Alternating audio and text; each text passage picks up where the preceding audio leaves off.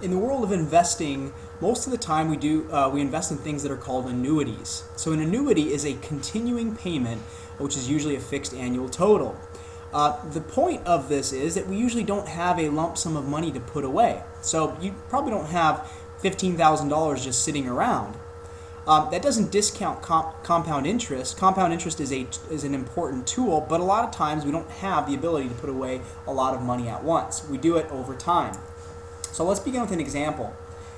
You start a retirement account with $50 monthly payments. So this tells us this is an annuity because we're putting away a continuing amount. The bank pays 12% compounded monthly. How much will your account be worth after 1 year? So how does this really work? Well, we aren't putting away one payment. Over the course of a year, we're putting away multiple payments.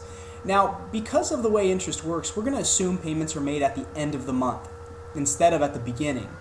Now, the reason for that is typically, if you put away money in the middle of a month, then typically you don't get compound interest that first month, because that's kind of unfair. If you think about it, if a person puts away money on the 15th and you put money away on the 1st, well, then you'll both be able to earn interest for that monthly compounding period, but you've had your money in there a different amount of time than the other person. So we're going to assume that money takes place, that basically your first deposit takes place at the end of the first month. That's when it's being considered for interest compounding. Well, every single month you're going to do this. You're going to do one there, $50 investment there, $50 there, $50 there, all the way until the 12th month, including at the end of that month. So, well, if these are all individual, if you think about them as all individual lump sum payments, then this $50, well, if we have 12%, that means we're going to get 0.12 divided by 12 equals 1% per month. Okay, well, if we think about these as being individual payments, then we have $50 compounded at 1%. Well, how long is it going to be compounded at 1%? 1, 2, 3, 4, 5, 1, 2, 3, 4, 5, 6, 7, 8, 9, 10, 11 months.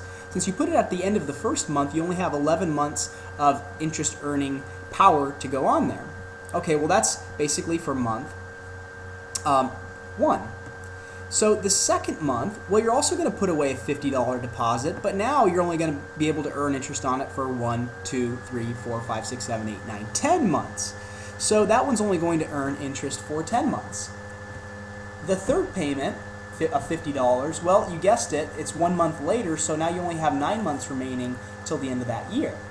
And these kind of go on in this way until you get to the 12th deposit, or excuse me, the 11th deposit, because you have 1, 2, 3, 4, 5, 6, 7, 8, 9, 10, 11, 12th deposit.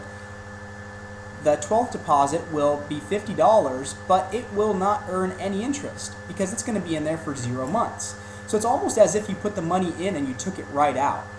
That's the way we have to think about this. You still put a payment in so that it adds to your annuity, but unfortunately you're not earning any interest on it.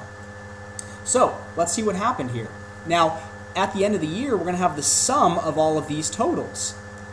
So at the end of the year, we'll have 50 times 1.01 to the 11th plus 50 times 1.01 to the 10th plus ...